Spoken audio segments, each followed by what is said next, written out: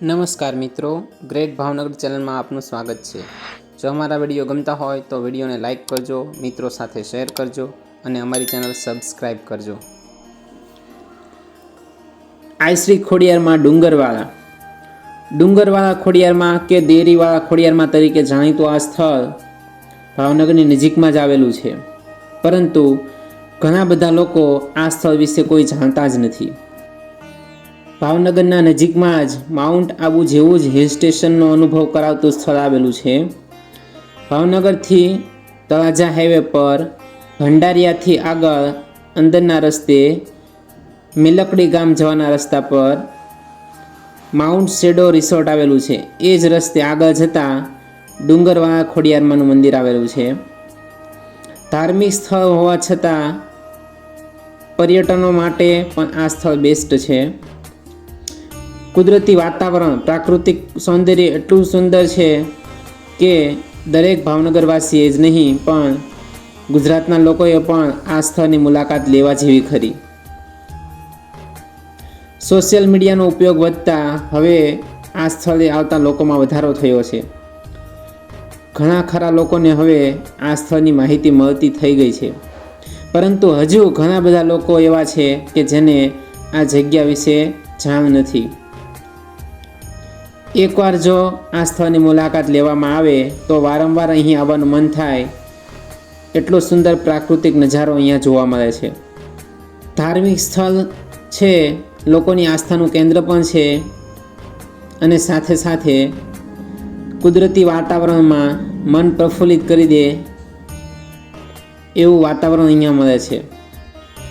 સાણોદરના ડુંગર વિસ્તારમાં આવેલું આ મંદિર ભાવનગરથી 30 કિમી અને ભંડારિયાથી 7 કિમી દૂર આવેલું છે। દેરીવાળા ખોડિયાર મંદિરનો આ ડુંગર કુદરતી સૌંદર્યથી ભરપૂર છે। અહીં માતાજીને લાપસી, સુખડી અને કડા ધરાવવાની માનતા રાખે છે લોકો। આ સ્થળે આવવા માટેનો બીજો રસ્તો સિદ્ધસર, વાળુકડ, મોટા ખોખરા થઈને પણ આવે છે। આજુબાજુના ગામના લોકો પાસેથી જાણવા મળે છે કે આ મંદિર આશરે 40 વર્ષ જૂનું છે। ભાવનગર આસપાસના લોકો માટે માઉન્ટ આબુ જેવા હિલ સ્ટેશનની ગરજ સારતું ફરવાલાયક સ્થળ છે। માઉન્ટ આબુ જવામાં સમય વધારે લાગે, ટ્રાફિક અને થાક પણ લાગે, જ્યારે આ સ્થળ ભાવનગરથી નજીકના અંતરે હોય, ઘર આંગણે હિલ સ્ટેશનની અનુભૂતિ કરાવે તેવું છે। ખડકાળ રસ્તાઓ, ટ્રેકિંગના શોખીનો માટે આ સ્થળ બેસ્ટ છે। ચારે તરફ હરિયાળી આંખો અને હૃદય મન પ્રફુલ્લિત કરી દે છે।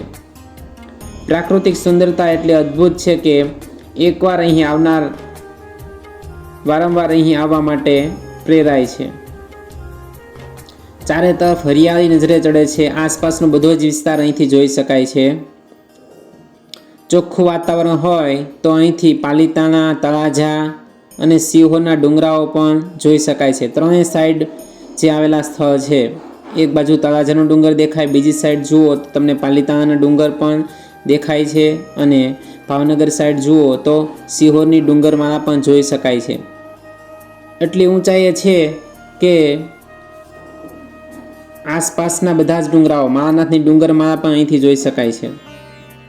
બહુ ગીચ જંગલ પણ નહીં અને સાવ ઉજ્જડ પણ નહીં, મધ્યમ કક્ષાનું જંગલ કહી શકાય એવી વનરાજી વચ્ચેથી રસ્તો પસાર થાય છે।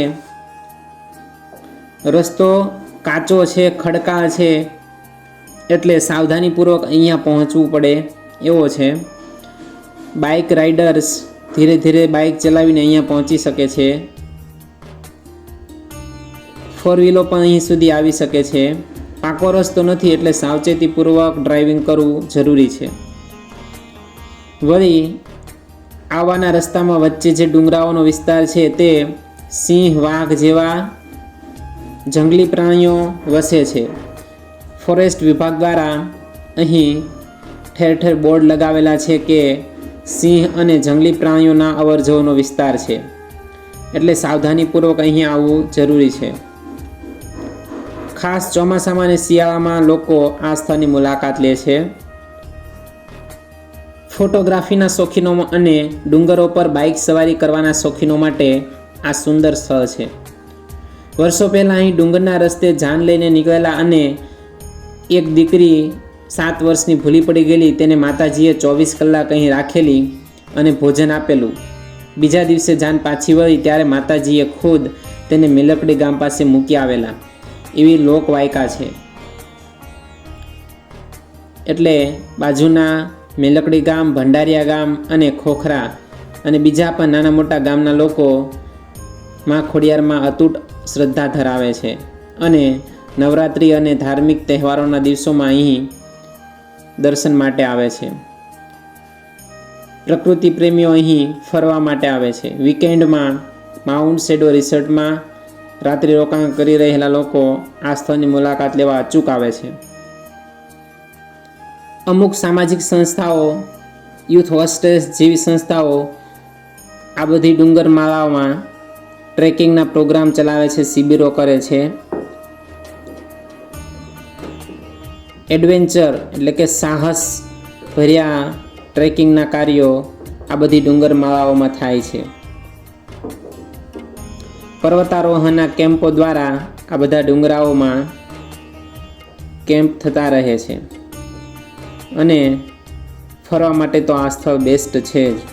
પ્રકૃતિ પ્રેમીઓ અચૂક આ સ્થળે આવે છે અને જે લોકો ન આવ્યા હોય અને પ્રાકૃતિક સ્થળે ફરવાનો શોખ ધરાવતા હોય, ફોટોગ્રાફીનો શોખ હોય, કુદરતી સાનિધ્યમાં સમય વિતાવવો હોય, માનસિક શાંતિ જોઈતી હોય તો આ સ્થળે અચૂક આવવું જોઈએ. જે લોકોને માં ખોડિયારમાં શ્રદ્ધા છે એમણે પણ આ મંદિરે એકવાર અવશ્ય આવવું જોઈએ.